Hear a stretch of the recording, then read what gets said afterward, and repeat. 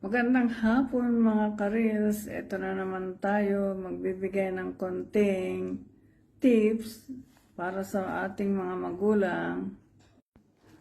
Mga magandang asal na dapat ituro sa ating mga anak habang sila ay maliit pa. Ang matutong magdasal at matakot sa Diyos.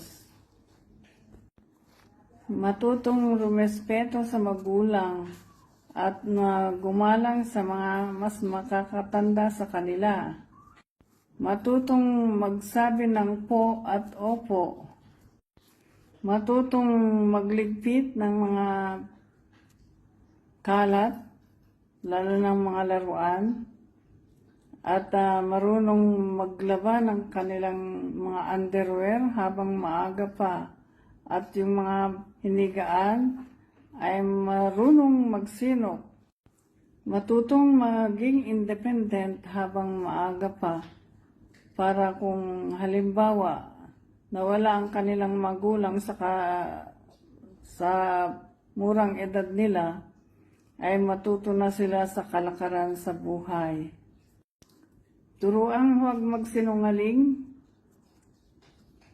at huwag pakialaman ang gamit ng iba.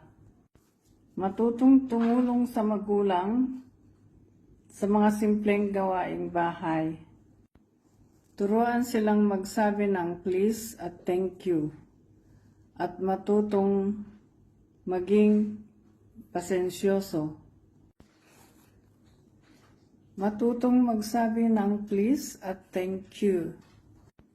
Matutong magsabi ng hello at goodbye, at matutong magmano sa mga mas nakakatanda sa kanila. Dahil ito ay tanda ng paggalang sa mga mas nakakatanda.